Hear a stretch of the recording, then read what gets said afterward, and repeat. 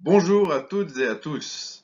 Tout d'abord, je voudrais remercier, au nom de l'ASEM, Javier Liobet et la Unión de Escuelas de Música y de Danza pour son aimable invitation. Avant d'entrer dans le sujet de ma conférence, laissez-moi vous présenter notre association. Forte de plus de 400 écoles, 296 000 élèves et 12 000 professeurs, l'Association suisse des écoles de musique défend les intérêts des écoles de musique de Suisse, définit des lignes directrices pour la formation musicale et s'attache à promouvoir le positionnement des écoles de musique dans notre société. L'ASEM crée des réseaux et des plateformes afin de sensibiliser le public à la formation musicale et soutient ses membres par des prestations diversifiées, notamment en matière d'assurance sociale. Un petit mot sur mon pays.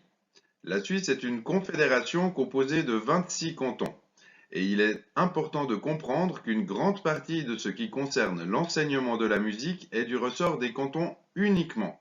L'État fédéral ne peut rien leur imposer dans ce domaine. Mais la Suisse fait partie des rares pays à avoir inscrit la formation musicale dans sa constitution. Et c'est cette aventure, à laquelle l'ASEM a grandement participé, que je voudrais vous raconter aujourd'hui. L'idée d'un article constitutionnel est née en 2006 au Conseil suisse de la musique et à l'ASMS. Pour modifier la Constitution en Suisse, il faut d'abord récolter des signatures auprès de la population. Il en faut au moins 100 000 à trouver en 18 mois. En décembre 2008, ce sont donc 154 000 signatures qui sont déposées à la chancellerie fédérale. Le travail législatif pouvait commencer. En 2010, un groupe de 21 associations nationales musicales, des fanfares au yodel, en passant par les hautes écoles et les écoles de musique et les professeurs de musique de l'école obligatoire, se forment et accompagnent le débat dans les deux chambres du Parlement. Le Conseil fédéral propose un contre-projet satisfaisant qui aboutit, en mars 2012, au retrait de l'initiative et qui sera soumis au peuple. Le 23 septembre 2012, la population suisse vote et accepte le nouvel article constitutionnel à plus de 70%. La formation musicale fait son entrée dans la Constitution fédérale. Le nouvel article 67A se compose de 3 alinéas. 1. La Confédération et les cantons encouragent la formation musicale, en particulier des enfants et des jeunes. 2. Dans les limites de leurs compétences respectives, la Confédération et les cantons s'engagent à promouvoir à l'école un enseignement musical de qualité. Si les efforts des cantons n'aboutissent pas à une harmonisation des objectifs de l'enseignement de la musique à l'école, la Confédération légifère dans la mesure nécessaire. La Confédération fixe, avec la participation des cantons, les principes applicables à l'accès des jeunes à la pratique musicale et à la promotion des talents musicaux. Dès le 24 septembre 2012, le gouvernement met en place un groupe de travail composé de représentants des cantons, des communes et des villes, des acteurs de la formation musicale, écoles de musique et hautes écoles, afin de lui proposer des mesures à mettre en œuvre dans ce nouvel article. 2 axes de travail sont couverts: la promotion de l'accès à large échelle à la formation musicale et la promotion de l'encouragement des talents. Après une année de travail, 37 mesures possibles sont proposées concernant l'accès à la formation musicale, les subventionnements cantonaux et fédéraux, l'éveil à la musique pour les plus petits, l'encouragement des talents, l'amélioration de la qualité de l'enseignement musical dans les écoles, la formation des enseignants, tant à l'école de musique qu'à l'école obligatoire, ou encore la collaboration avec le milieu musical amateur ou entre les écoles de musique et les hautes écoles. En 2016, la loi entre pour la première fois en force dans le cadre du message culture 2016-2020. En Suisse, ce document fixe la politique culturelle de la Confédération ainsi que les moyens financiers qui y seront consacrés. Ce message est renouvelé tous les 4 ans et permet ainsi l'intégration de nouvelles mesures. La mesure première de ce message est le programme Jeunesse et musique, qui permet un large accès à la formation musicale, offerte tant par les écoles de musique que par les associations amateurs, sous forme de camps et de cours de musique pour les plus jeunes. En complément, Ce programme offre une formation et une formation continue pour des moniteurs qui peuvent aussi bien être des professionnels, qui suivent alors un parcours simplifié, que des amateurs qualifiés. Une seconde grande mesure porte sur les allègements financiers. Un article est également ajouté dans la loi sur l'encouragement de la culture pour encourager les écoles à pratiquer des tarifs plus avantageux pour les enfants que pour les adultes et qui garantissent l'égalité des chances pour tous dans l'accès à la formation musicale. Entre 2016 et 2020, 17,3 millions de francs suisses, soit environ 16 millions d'euros, sont alloués à ces mesures.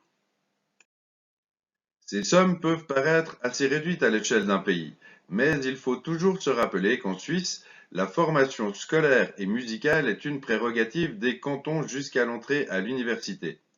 Ces mesures doivent donc veiller à ne pas les priver de cela et chaque canton peut donc décider seul des moyens et des règles qui s'appliquent chez lui.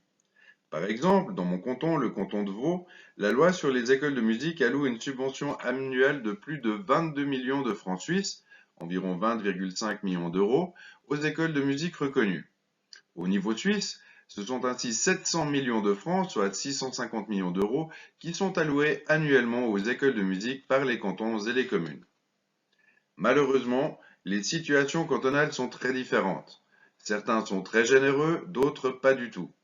C'est une des missions de l'ASEM d'harmoniser la participation des pouvoirs publics, c'est-à-dire d'aider ceux où il n'y a pas beaucoup de soutien étatique à convaincre leurs autorités de s'engager davantage, tout en veillant à ce qu'un standard national trop contraignant ne prive ceux qui sont très largement soutenus d'une partie de leur subventionnement public.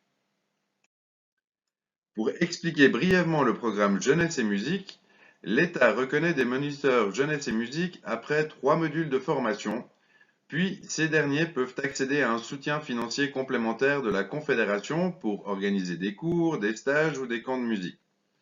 Ce système, ouvert tant aux professeurs de musique qu'aux formateurs amateurs, par exemple pour la musique traditionnelle, permet d'améliorer l'accès de tous les enfants à la musique tout en garantissant une qualité dans l'offre de formation.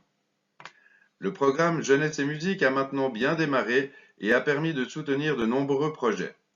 80% des moniteurs sont des professeurs de musique diplômés des hautes écoles. Il a été mieux doté dans le cadre du nouveau message culture 2021-2024 qui vient d'entrer en vigueur. On ne peut pas en dire autant de l'article sur les écolages. Une étude de l'Office fédéral de la culture ayant montré que la plupart des écoles pratiquaient déjà des tarifs bien différenciés, mais aussi que du côté des autorités cantonales et communales, c'était surtout l'ignorance de l'existence de cet article qui était frappante, car les écoles ont bien entendu besoin de l'aide publique pour pouvoir diminuer davantage les écolages sans toucher au salaire des professeurs, et on constate que le montant total des aides est resté identique entre 2015 et 2020. Depuis 2017, l'ASEM et ses partenaires se sont attachés à réfléchir aux mesures à proposer pour le message culture 2021-2024. Et c'est le soutien aux élèves doués qui a été mis en avant. Après avoir établi des lignes directrices pour ce soutien, l'ASEM a proposé à la Confédération la mise en place d'un système de talent card qui permettra d'aider les plus doués en finançant par exemple un deuxième cours d'instrument ou la participation à un orchestre, offrant un accompagnement individualisé dès le plus jeune âge jusqu'à l'entrée en haute école. Cette idée a été effectivement reprise dans le message culture 2021-2024 et le travail avance entre la Confédération, les cantons, les hautes écoles et les écoles de musique afin d'en fixer les règles. C'est une mécanique subtile à monter, comme je vous l'expliquais, car chacune des parties veille jalousement sur ses droits. Mais la culture suisse du compromis nous aide et les premières cartes devraient être distribuées en 2022. L'ASEM et ses partenaires commencent également déjà à préparer leurs propositions pour le message culture 2025-2028, car il s'agit d'un ouvrage qu'il faut sans cesse remettre sur le métier. Vous le voyez, il s'agit d'un travail de longue haleine que le système suisse rend assez complexe à cause de sa spécificité.